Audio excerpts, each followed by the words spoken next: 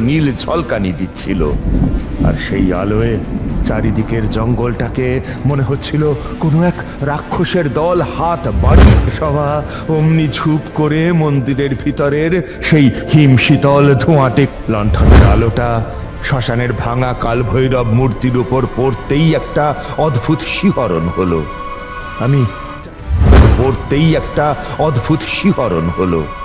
আমি চারিদিকটা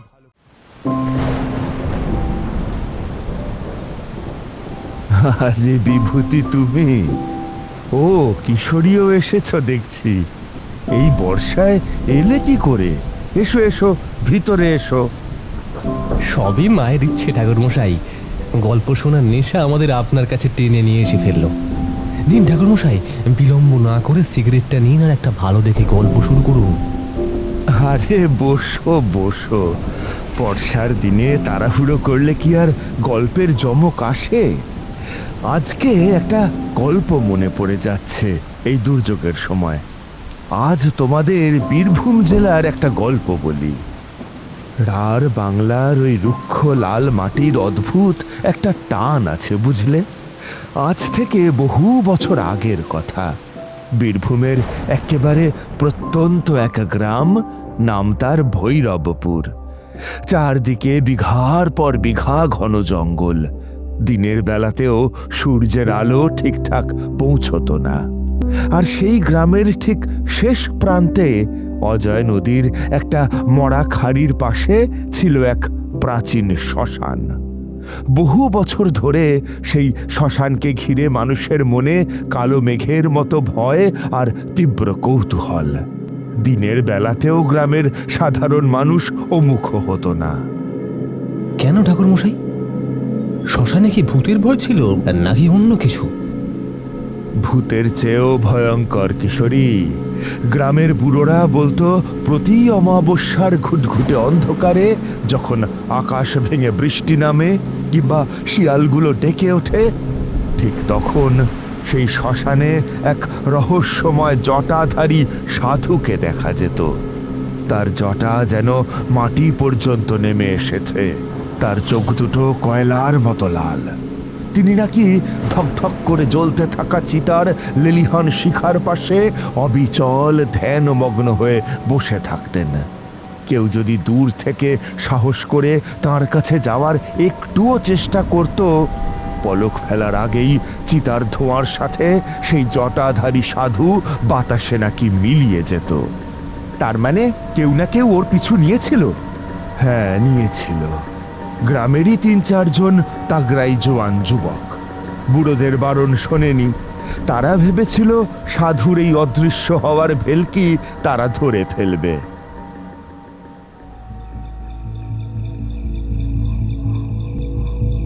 এক অমাবস্যার রাতে তারা লাঠি, সোটা আর মশাল নিয়ে লুকিয়ে রইল শ্মশানের এক কোণে।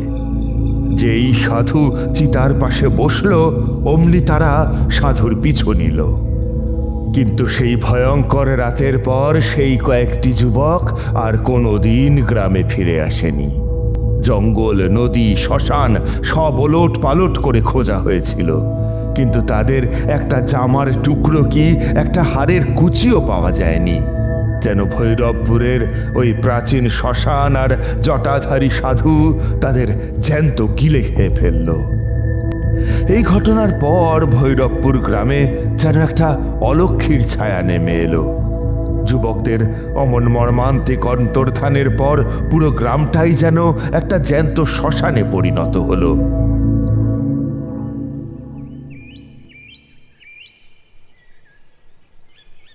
ঠিক এই রকমই এক থমথমে সময়ে একদিন বিকেলে আমার কলকাতার বাসায় এসে হাজির হলেন এক বৃদ্ধ। মাথায় কাঁচা পাকা চুল, পরনে অতি সাধারণ ধুতি আর চাদর, কিন্তু চোখে মুখে একটা বনেদিয়ানার ছাপ স্পষ্ট। তিনি আর কেউ নন, স্বয়ং ভৈরবপুর গ্রামের মোড়ল মশাই হরেন মণ্ডল।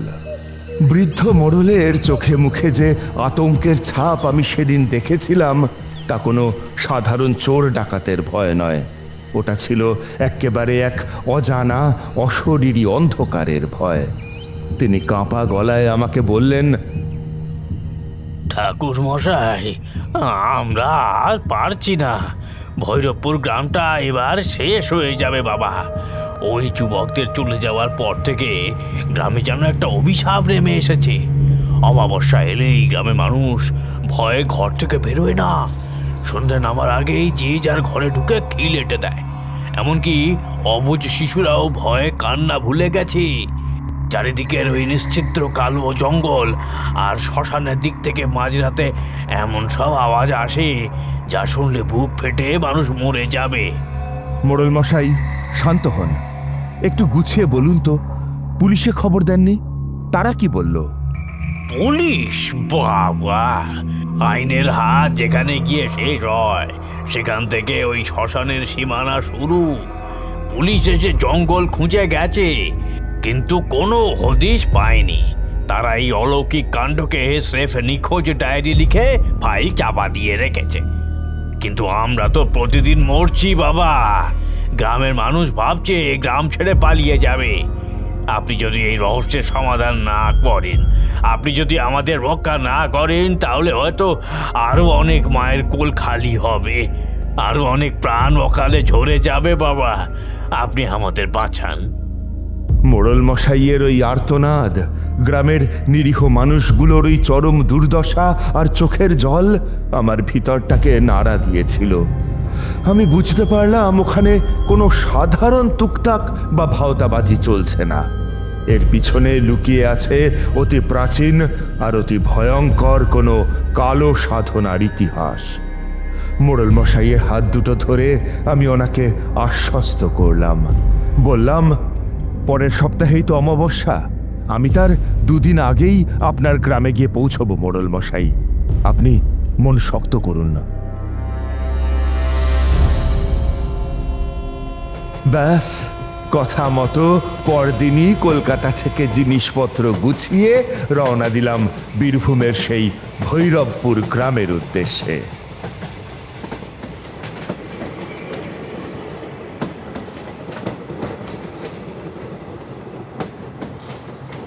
বর্ধমান হয়ে যখন আমাদের ট্রেন সাঁইথিয়া পৌঁছলো, তখন বিকেল গড়িয়ে এসেছে।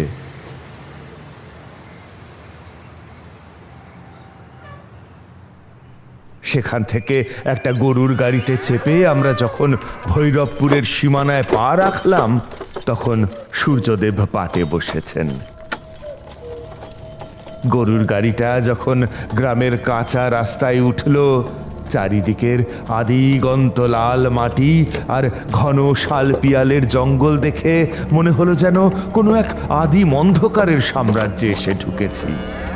মোড়ল মশাই ঠিকই বলেছিলেন, গ্রামটা যেন একটা শুনশান শ্মশানের মতো।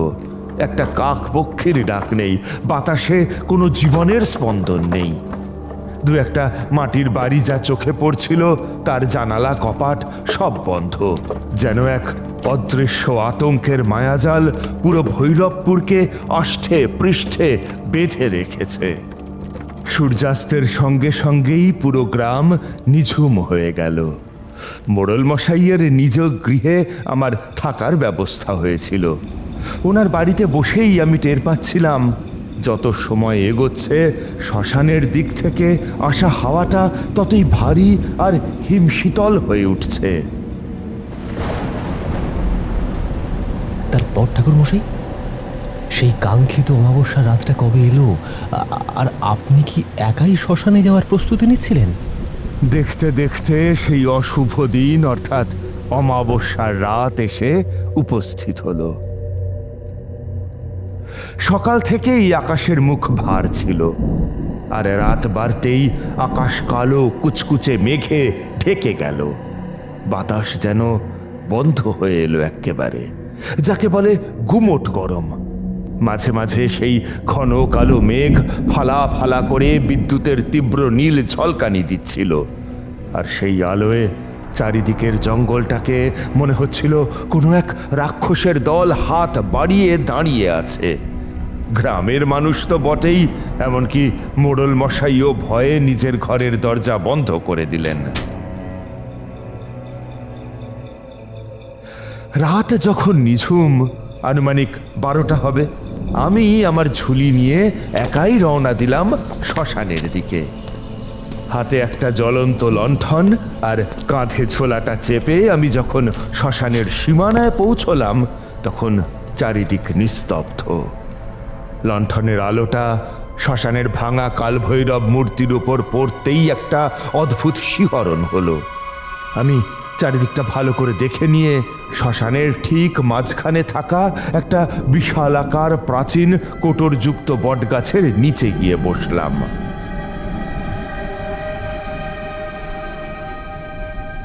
বটগাছের নিচটা ছিল জমাট অন্ধকারের আঁতুর ঘর। লণ্ঠনের আলোটা উস্কে দিয়ে আমি চারপাশটা খুব খুঁটিয়ে পর্যবেক্ষণ করতে লাগলাম। উফ, কি সেই শ্মশানের নিস্তব্ধতা তোমাদের বলে বোঝাতে পারবো না। চারিদিকে চিতার পোড়া কাঠ আর ছাইয়ের গন্ধ। কোনো ঝিঝি পোকার ডাক পর্যন্ত নেই, কোনো শিয়ালের হুক্কা হুয়া নেই। নিস্তব্ধতা এতটাই গভীর আর নিরেট ছিল যে আমার নিজের বুকের ভিতর ধকধক শব্দ আর নাক দিয়ে বের হওয়া প্রতিটা শ্বাস প্রশ্বাসের শব্দ আমার নিজের কানেই যেন পরিষ্কার শুনতে পাচ্ছিলাম। আমি মনে মনে ইষ্টমন্ত্র জপ করছি আর চোখ দুটো খোলা রাখছি। রাত তখন আনুমানিক 1টা কি 1:30 হবে। হঠাৎ শ্মশানের উত্তর পশ্চিম কোণ থেকে একটা অদ্ভুত শোঁ শোঁ শব্দ ভেসে এলো, যেন কোনো এক অদৃশ্য শক্তি মাটির তলা থেকে ফুঁসছে। ঠিক তার পরের মুহূর্তেই ওই ঘুটঘুটে অন্ধকারের বুক চিরে হঠাৎ দূরে একটি পুরনো চিতার পাশে তপ করে আগুন জ্বলে উঠল।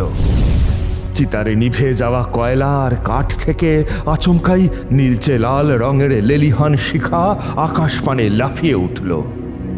আর সেই আগুনের লাল আলোয় যা দেখলাম তা দেখে আমার মতো তান্ত্রিকের বুকেও এক মুহূর্তের জন্য রক্তের স্পন্দন যেন থমকে গিয়েছিল। সেই জ্বলন্ত চিতার ঠিক সামনে বসে আছেন এক দীর্ঘদেহী জটাজুটোধারী সাধু।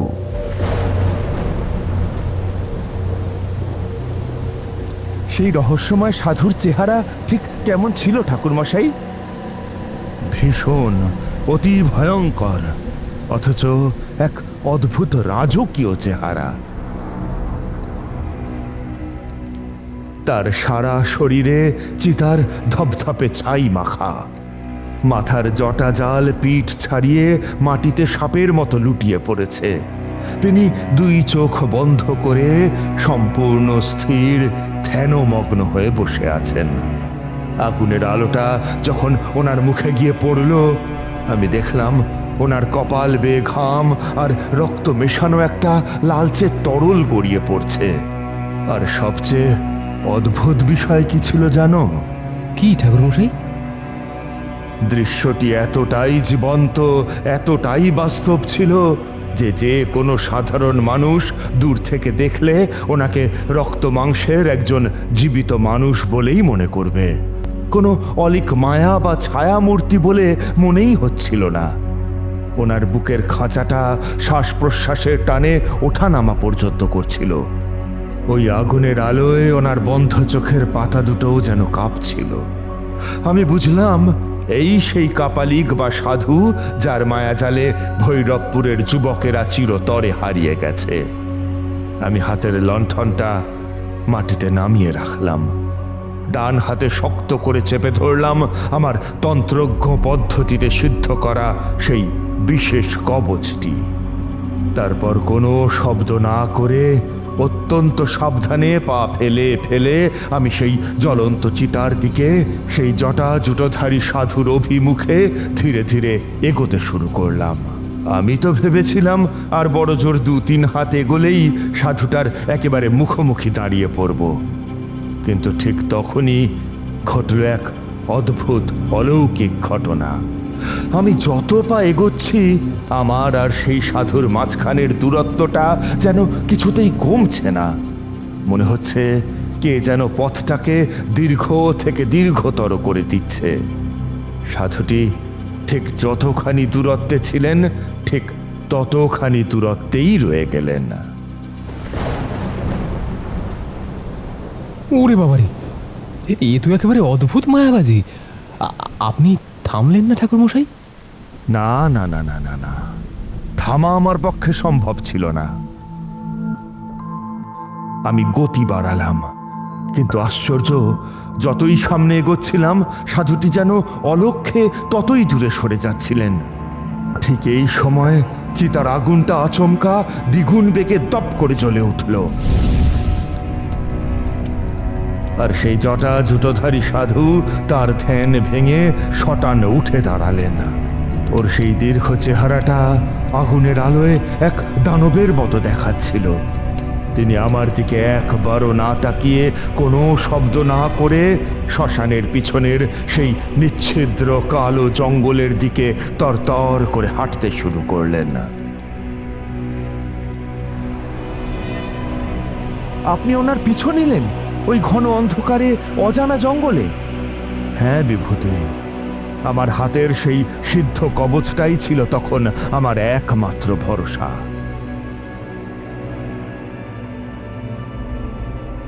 সাধু আগে আগে যাচ্ছেন, আর আমি ওনার পায়ের ছাপ অনুসরণ করে পিছনে পিছনে হাঁটছি।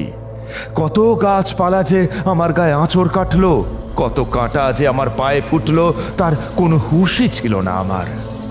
দীর্ঘ পথ, প্রায় ক্রোশখানেক জঙ্গল পেরোবার পর হঠাৎ গাছপালাগুলো একটু পাতলা হয়ে এলো, আর ঠিক তখনই অন্ধকারের বুকে ভেসে উঠল এক প্রাচীন ভাঙাচোরা পরিত্যক্ত মন্দির। চারিদিকের দেওয়ালে শ্যাওলা আর বটপাকুড়ের শিকড় যেন গেড়ে বসে আছে মন্দিরটাকে।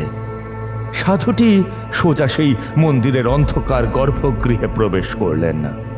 ওং ক্রিং কালিকাওয়ে নমঃ, ওং খৌং কালরাত্রি স্বাহা।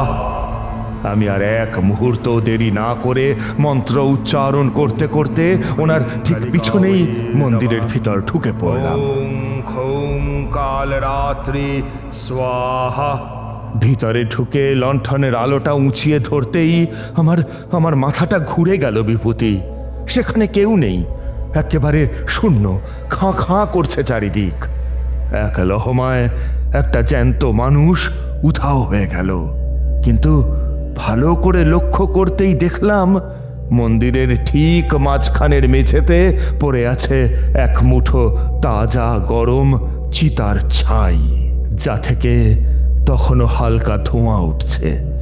আর সেই ছাইয়ের ঠিক পাশেই পড়ে রয়েছে একটা প্রাচীন কালচে রঙের তাম্রপত্র। তাম্রপত্র? ওই তামার পাতের উপর কিছু লেখা ছিল ঠাকুরমশাই?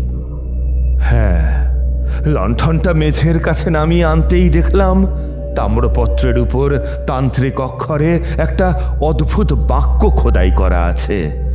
অনেক কষ্ট করে পাঠোদ্ধার করলাম। সেখানে লেখা ছিল, যে আমার সাধনা ভঙ্গ করবে সে এই স্থানের রক্ষক হবে। বাক্যটা পড়া মাত্রই আমার শির দাঁড়াবে একটা ঠান্ডা স্রোত নেমে গেল। আমি বুঝলাম এই ঘটনার পিছনে বহু পুরনো কোনো ভয়ঙ্কর অভিশপ্ত ইতিহাস লুকিয়ে আছে। ওই জটা জুটোধারী সাধু কোনো সাধারণ প্রেতাত্মা বা মানুষ নন। ঠিক তখনই আমার পিছনের অন্ধকার থেকে একটা খসখসে অতি ক্ষীণ অথচ গম্ভীর কণ্ঠস্বর ভেসে এলো। ঠিক পড়েছ তান্ত্রিক, ওটা কোনো সাধারণ লেখা নয়, ওটাই ভৈরবপুর শ্মশানের এক অনন্ত অভিশাপের ঘটনা। কে কে কথা বলে? সামনে এসো। তারানাথ তান্ত্রিককে অন্ধকারের আড়াল থেকে ভয় দেখিয়ে কোনো লাভ নেই। কে তুমি? লণ্ঠনের ম্লান আলোয় দেখলাম মন্দিরের কোণের একটা ভাঙা থামের আড়াল থেকে ধীরে ধীরে একটা ছায়া মূর্তি বেরিয়ে এলো। অবয়বটা একজন মানুষের মতনই, কিন্তু তার সারা শরীর যেন কুয়াশা দিয়ে তৈরি। মুখটা চেনা চেনা মনে হতেই আমার মনে পড়ল মোড়ল মশাই যে যুবকদের বর্ণনা দিয়েছিলেন, এ যেন হুবহু তাদেরই মধ্যে একজন, সেই নিখোঁজ হয়ে যাওয়া বড় জোয়ান ছেলেটি। তুমি কি মোড়ল মশাইয়ের গ্রামের সেই নিখোঁজ যুবক? তোমাদের এই দশা কে করলো? আর ওই জটাধারী সাধুটাই বা গেলেন কোথায়? হ্যাঁ ঠাকুর মশাই, আমি হরেন মোড়লের গ্রামের সেই অভাগা ছেলে। আমরা কৌতূহলের বশে ওই সাধুর পিছু নিয়েছিলাম, ওর সাধনা ভঙ্গ করতে চেয়েছিলাম, কিন্তু আমরা জানতাম না উনি আজ থেকে 300 বছর আগের এক সিদ্ধতান্ত্রিক, যিনি অমরত্বের লোভে এক ভয়ঙ্কর কালো সাধনায় বসেছিলেন। কিন্তু ওর সাধনা পূর্ণ হবার আগেই গ্রামের কিছু মানুষ ওনাকে ক্ষতিকারক সাধক ভেবে পুড়িয়ে মেরেছিল। মৃত্যুর আগে উনি এই তাম্রপত্রে নিজের রক্ত দিয়ে অভিশাপ লিখে যান। রক্ষক হওয়ার অভিশাপ? তার মানে প্রতি অমাবস্যায় উনি মায়া শরীর ধারণ করে চিতার পাশে বসেন, আর আমাদের মতো যারা কৌতূহল বশে ওর সাধনা ভঙ্গ করতে যায়, ওর মায়া রূপের পিছু নেয়, তারা আর কোনো দিন ফিরে যেতে পারে না। এই মন্দিরে পা রাখা মাত্রই সাধুর অতৃপ্ত আত্মা তাদের রক্ত শুষে নেয় এবং তাদের আত্মাকে এই শ্মশানের চিরকালের দাস আর রক্ষক বানিয়ে রেখে দেয়। আমরা 4 জন এখন এই শ্মশানের বন্দী। তার মানে 100 বছর আগের এক জ্যান্ত মানুষকে পুড়িয়ে মারার পাপের মাসুল দিচ্ছে এই ভৈরবপুর গ্রাম। কিন্তু অন্যায়ের প্রতিশোধ নিরপরাধ যুবকদের উপর কেন? এই অভিশাপের শেষ কোথায় তা তো আমাকে জানতেই হবে। এই বলে আমি আর এক মুহূর্ত সময় নষ্ট করলাম না। মন্দিরের সেই স্যাঁতস্যাঁতে মেঝেতে যেখানে রক্ত দিয়ে খোদাই করা তাম্রপত্রটি পড়েছিল, ঠিক তার সামনেই পদ্মাসনে বসে পড়লাম। আমার ডান হাতে ধরা রুদ্রাক্ষের মালা আর বাঁ হাতে সেই সিদ্ধ কবচ। চোখ দুটো বন্ধ করে আমি আমার অন্তর্দৃষ্টি মেললাম। ভৈরবপুরের বাতাসে যে ভয়ঙ্কর অতৃপ্ত ছটফটানি ছিল, আমি আমার চণ্ডী পাঠের শক্তিতে সেই আবহের গভীরে ডুবে গেলাম। ধ্যানের সেই অতলান্ত গভীরে ডুব দিতেই আমার চারপাশের বর্তমান সময়টা যেন কর্পূরের মতো উড়ে গেল বিভূতি। চোখের সামনে ভেসে উঠল 100 বছর আগের সেই কাল রাত্রি। চারিদিকের জঙ্গল তখন আরো নিবিড়, আরো অন্ধকার, আর এই পরিত্যক্ত মন্দিরটি তখন ছিল অক্ষত। গর্ভগৃহে জ্বলছিল একটা মস্ত হোমকুণ্ড। সেই আগুনের সামনে বসে চোখ বুজে জপ করছিলেন এক জটাজুটোধারী মহাসাধক কালাগিরি বাবা। ওনার জটা মাটির বুক ছুঁয়েছে, চোখে এক স্বর্গীয় জ্যোতি। ঠিক তখনই মন্দিরের হুড়মুড় করে ভিতরে ঢুকলো 4-5 জন মশালধারী আর সশস্ত্র লোক। তারা এই গ্রামের লোভী মানুষ। তাদের অগ্রভাগে ছিল শিবু আর সনাতন নামের 2 কুখ্যাত লোক। এই যে কালীগিরি বাবা, অনেক তো জপ তপ হলো, এবার আসল কাজটা করে ফেলো দেখি। এসব ঢং বন্ধ করো এবার। সোজা আঙুলে ঘি না উঠলে আঙুল বাঁকাতে আমরাও জানি বাবা। আমরা খবর পেয়েছি এই ভৈরবপুর মহাশ্মশানের মাটির নিচে কোনো গুপ্ত আস্তানার বিপুল সোনাদানা আর গুপ্ত ধন লুকোনো আছে। তার চাবিকাঠি একমাত্র তোমার কাছেই আছে। অনেক দিন ধরে এখানে সাধনার ভেগ ধরে বসে আছো, আজ এই গুপ্তধনের ঠিকানা আমাদের বলতেই হবে। ওরে মূর্খের দল, তোদের মনের ভিতর লোভের আগুন জ্বলছে। মহাকালের এই সাধন ক্ষেত্রে পার্থিব ধনের কোনো স্থান নেই। এখানে যা আছে তা তোদের মতো অন্ধ মানুষের চর্মচক্ষে ধরা পড়বে না। ফিরে যা তোরা, নিজের মঙ্গলের জন্য এখনো ফিরে যা। ওরে ভণ্ড, তুই ভেবেছিস এসব বুজরুকি দিয়ে আমাকে ভয় দেখাবি? সোজা কথায় বলবি কিনা বল, ওই গুপ্তধন কোথায়? বলবি না? এই দেখ, লোহার ছ্যাঁকা দিলে কেমন করে মুখ খোলে এবার দেখব। ওম ভৈরবায় নমঃ, ওম ভৈরবায় নমঃ। এভাবে হবে না দেখছি। ওম ভৈরবায় আজ ওকে জ্যান্ত নমঃ। পুড়িয়ে মারলে দেখি ও ওম তন্ত্র সাধনা ওকে ভৈরবায় কিভাবে নমঃ। বাঁচায়। ওম ভৈরবায় নমঃ। বেটাকে পুড়িয়ে মারতে হবে। ওম ভৈরবায় নমঃ। শিবু হাতের জ্বলন্ত মশালটা ছুড়ে দিল কালাগিরি বাবার গায়ে। দপ করে আগুন জ্বলে উঠল সাধুর চট আর বসনে। লেলিহান শিখা ওনার সারা শরীরকে গ্রাস করে নিল। মাংস পোড়ার তীব্র গন্ধে মন্দিরের বাতাস ভারী হয়ে উঠল। কিন্তু অলৌকিক বিষয় হলো, সেই আগুনের মাঝখান থেকেই কালাগিরি বাবা শটান উঠে দাঁড়ালেন। ওনার চোখ দুটো দিয়ে তখন যেন সাক্ষাৎ মহাকালের রুদ্ররূপ ফেটে বেরোচ্ছিল। তিনি সেই জ্বলন্ত অবস্থায় ক্রুদ্ধ বজ্র নির্ঘোষ কণ্ঠে চিৎকার করে অভিশাপ দিলেন। ওরে নরাধমের দল, তোদের লোভের আগুনে আজ আমার মহান সাধনা অসম্পূর্ণ রয়ে গেল। কিন্তু জেনে রাখ, কালাগিরি বাবার সাধনা কোনোদিন অসম্পূর্ণ থাকবে না। মৃত্যুর পরেও আমি এই স্থান ছেড়ে এক চুলো যাব না। আমার চিতার ধোঁয়া আর আগুন এই শ্মশানে অনন্তকাল ধরে চলবে।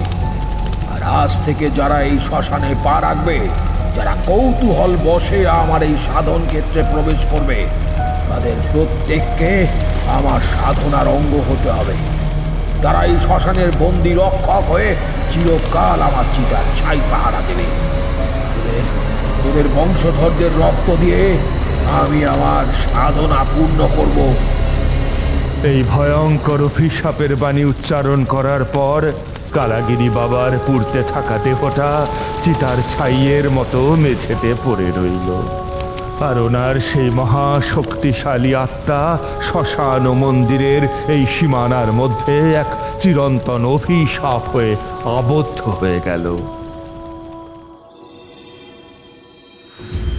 ধ্যানের সেই অতলান্ত গভীরতা থেকে যখন আমি ছটকা দিয়ে চোখ খুললাম, তখন আমার সারা শরীর ঘামে ভিজে গেছে। আমার সামনে দাঁড়িয়ে থাকা সেই যুবকের আত্মাটা তখনও ফুঁপিয়ে ফুঁপিয়ে কাঁদছে। দেখলেন তো ঠাকুর মশাই, আমাদের পূর্বপুরুষদের সেই লোভের অভিশাপ আজ আমাদের বয়ে বেড়াতে হচ্ছে। কালাগিরি বাবার সেই অতৃপ্ত আত্মা আজও আমাদের রক্ত শুষে নিচ্ছে। আপনি আর এখানে থাকবেন না ঠাকুর মশাই, এবার ওর আসার সময় হয়ে গেছে। আপনি পালিয়ে যান, নইলে আপনিও এই শ্মশানের বন্দি পাহারাদার হয়ে যাবেন। যেই না কথা শেষ হওয়া, অমনি ঝুপ করে মন্দিরের ভিতরের সেই হিমশীতল ধোঁয়াটে কুয়াশা যেন জমাট বাঁধতে শুরু করলো। মধ্যরাত পেরোতেই সেই রহস্যময় জটাধারী সাধু স্বয়ং কালাগিরি বাবার আত্মা আবার আবির্ভূত হলেন। কিন্তু এবার তিনি আর মায়াবাজি করে পালিয়ে গেলেন না।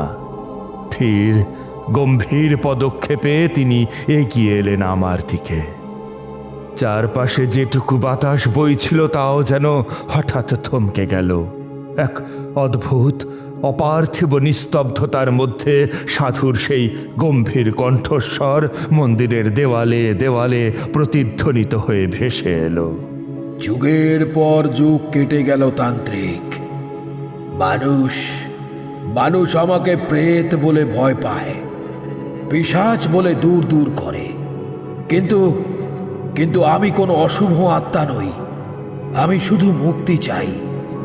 আমি আমার এই অসম্পূর্ণ সাধনার বন্ধন থেকে মুক্তি চাই। আমি জানি বাবা, আপনার ওপর যে অন্যায় হয়েছিল সেটা ক্ষমারও অযোগ্য। কিন্তু এই নিরীহ যুবকদের বন্দি রেখে তো আপনার মুক্তি হবে না। আপনি প্রতিশোধের তৃষ্ণায় নিজের সাধনাকেই কলুষিত করছেন। কৃপা করুন বাবা, আজ এই অমাবস্যার শেষ প্রহরে আপনার মুক্তির পথ আমি তৈরি করব। আমি ওনার চোখের দিকে তাকিয়ে বুঝলাম, এই আত্মা প্রতিশোধ নয়, 100 বছর ধরে কেবল এক ফোঁটা মুক্তির আকাঙ্ক্ষায় ছটফট করছে। আর বিলম্ব না করে আমি আমার ঝুলি থেকে তান্ত্রিক ক্রিয়ার সমস্ত উপকরণ বের করে বসলাম। শ্মশানের এক কোণে উপবিষ্ট হয়ে মেঝেতে চন্দন আর সিঁদুর দিয়ে আঁকলাম বিশেষ চক্র। সারা রাত ধরে চলল আমার বিশেষ তান্ত্রিক ক্রিয়া, মহাশক্তির স্তব এবং আত্মশুদ্ধির কঠিন সাধনা।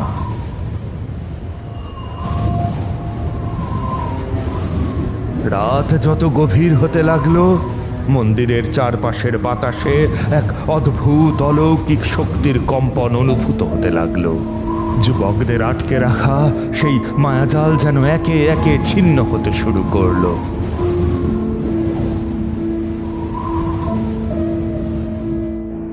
রাত শেষ হয়ে যখন পূর্ব আকাশে দিনের প্রথম আলো একটুখানি ফুটেছে, ঠিক তখনই ঘটল সেই আশ্চর্য ঘটনা। কালাগিরি বাবার সেই ধোঁয়াটে ভয়ঙ্কর অবয়বটার ভিতর থেকে হঠাৎ হাজারটা সূর্যের মতো উজ্জ্বল আলোক রশ্মি বের হতে শুরু করলো। ওনার মুখের সেই 100 বছরের জমাট বাঁধা ক্রোধ আর কঠোরতা নিমেষের মধ্যে মিলিয়ে গিয়ে এক স্বর্গীয় শান্তির হাসি ফুটে উঠল। তিনি পরম স্নেহে আমার দিকে তাকালেন। আজ 100 বছরের বন্ধন শেষ হলো তান্ত্রিক। আজ আমি মুক্ত। মহাকালের চরণে আজ আমার ঠাঁই হলো। তোমার এই ঋণ আমি কোনো দিন শোধ করতে পারবো না বাবা। তোমার কল্যাণ হোক। বলতে বলতেই ওনার সেই দীর্ঘ অবয়বটি ধীরে ধীরে সেই ভোরের পবিত্র আলোয় সম্পূর্ণ বিলীন হয়ে গেল। ওনার সাথে সাথে সেই 4 যুবকের আত্মাও এক পরম তৃপ্তির হাসি হেসে বাতাসে মিলিয়ে গেল। শ্মশানের উপর থেকে 100 বছরের সেই কালো মেঘ কেটে গিয়ে এক লহমায় যেন চারদিক শান্ত স্নিগ্ধ হয়ে উঠল।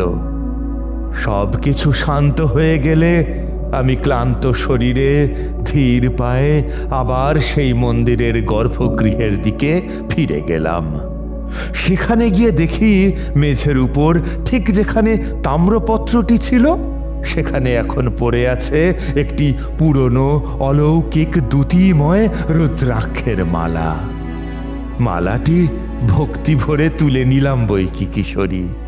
সেই প্রাচীন রুদ্রাক্ষের মালাটি আমি যেমনই হাত দিয়ে তুলে নিলাম, অমনি সেই শূন্য মন্দিরের বাতাসে যেন এক অতি মৃদু ফিসফিসে কণ্ঠস্বর শেষবারের মতো ভেসে এলো।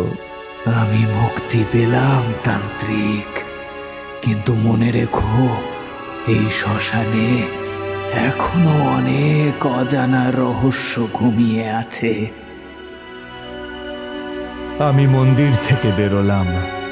সূর্যের আলো তখন ধীরে ধীরে চারদিকের ঘন জঙ্গলের অন্ধকারকে ধুয়ে মুছে সাফ করে দিচ্ছিল। গ্রামবাসীরা আর মোড়ল মশাই দূর থেকে আমায় দেখে জয়ধ্বনি দিয়ে ছুটে আসছিল, কিন্তু আমার মন তখন অন্যদিকে ছিল। আমি চারদিকের সেই আদিগন্ত লাল মাটির দিকে তাকালাম।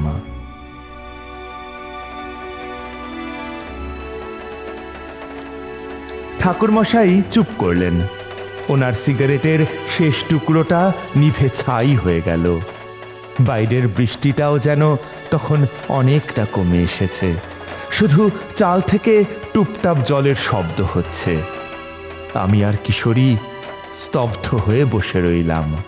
চোখের সামনে যেন একটু আগে ওনার গল্প বলার কৌশলে ভৈরবপুরের সমস্ত চিত্রনাট্য পরিষ্কার দেখতে পাচ্ছিলাম।